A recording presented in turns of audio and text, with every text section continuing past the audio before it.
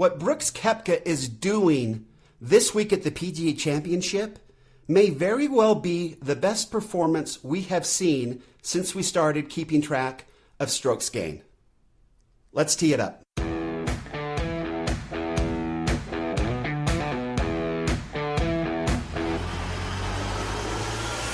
Welcome to Data Access Golf, your home for rapid golf improvement. And now, from the thin air of the Rocky Mountains, next on the number one tee, your host, Aaron Stewart. Hey everyone, welcome to another episode of Data Access Golf, the podcast. My name is Aaron Stewart. Good to be with you again. This is Saturday. I'm actually watching the third round right behind the camera. I've got the third round up and going. Looks like Jordan Spieth just put a nice shot in there. But I wanted to go ahead and talk a little bit about what's going on here with Brooks Koepka, because it's quite extraordinary. And I don't know if we're quite giving him the credit that he's due, because what he's doing it's total insanity.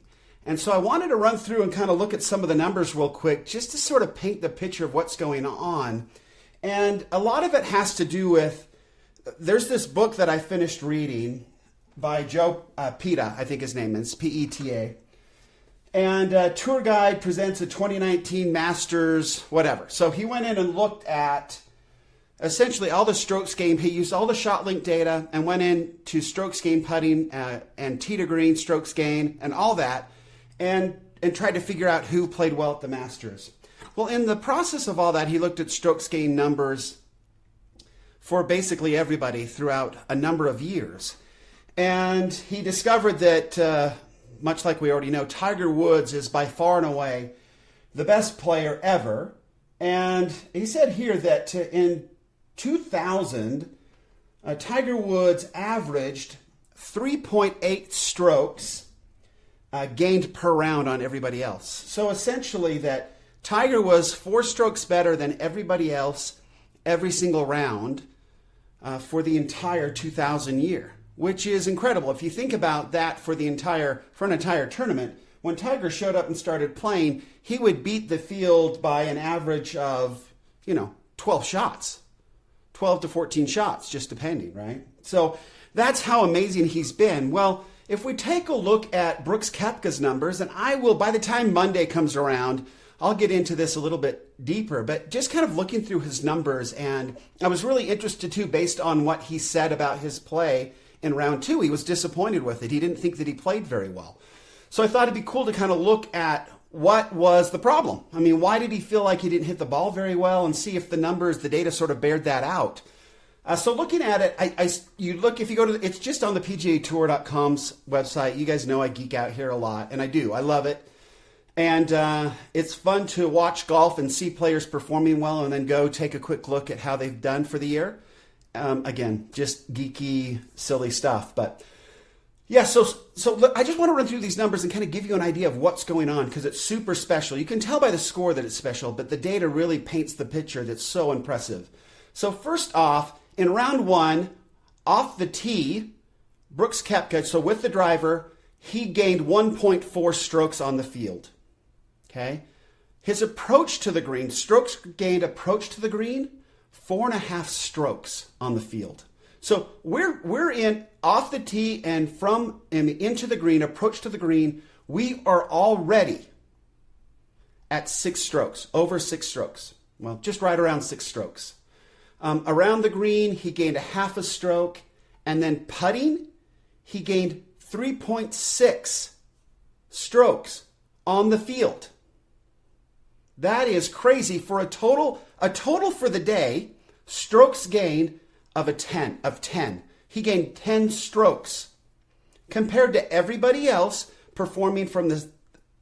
This basically takes everybody and puts them in the same place, and then it's all based on performance. For that particular day, the way that course is set up, he beat the average by 10 strokes. We knew he did really well, right? He pulled out ahead in a big hurry. This was what's cool. In the second day then, he said he struggled a little bit. So if you look at his numbers, as far as his stroke gain numbers, he did. He averaged he got 6.6 strokes on the field. Okay? But off the tee, he was better by 0.5 stroke. Approach to the green, he was just a little bit off, but only by 0.2 strokes. So not by very much. Around the green, he was only off by 0.2. Putting, he was off by almost 3.4 strokes. So really where he was probably feeling like he was struggling a little bit was on the greens, for sure. That was the biggest discrepancy. He actually was off the tee better. And then his tee to green, he was actually a little bit better overall strokes gained that particular day. So, and then when you factored in putting that didn't do so well, that's where he lost those 3.5 points. And he was 6.6 for round 2 versus 10 for round 1. Kind of cool. A couple other cool things here if you look at the data, though. His driving accuracy, he hit 9 for 14 greens in round 1. He hit 10 for 14 in round 2. So actually, driving accuracy was a little bit better. His driving his driving distance average for round 1 was 290 yards, and his driving distance for round 2 was 311. So actually a little bit better there as well. His longest drive on round 1, 328. Round 2, 331. I think we can probably guess that the fairways were playing a little bit firmer that second day. And then scrambling, he was 100% on day 1, 67% on day 2. I don't know if he felt that way, but greens and regulation, he was 78% in round 1 and 83% in round 2. And then putts per green, this is where we kind of saw he was 1.6 putts per green, so well below that 1.67, which equals 30 putts per round that we have in our benchmarks. But then on his putts per green on round 2 was 1.7, so actually a little bit above the benchmark, which is, again, why he probably felt like he didn't play as well, is because those numbers, his putting numbers, were a little bit off. As far as his round today, he has already gained a 1.3 strokes on the field off the tee and 2.2 strokes off the field approach to the green, but he is losing to the field around the green in putting. I expect those to come back up. Anyway, he's only, 4 or 5 holes into this right now, and it looks like we're going to be under a delay for lightning. So anyway, I just wanted to run through those. What Brooks Koepka is doing this week is truly amazing. I mean, it is off the charts, incredible. So if you've got time, pay attention, because this is history in the making. It's very, very cool to see. And I like Brooks. He's a good personality. I'm glad that he's opening up his mouth a little bit more. He's saying some important things for the game of golf.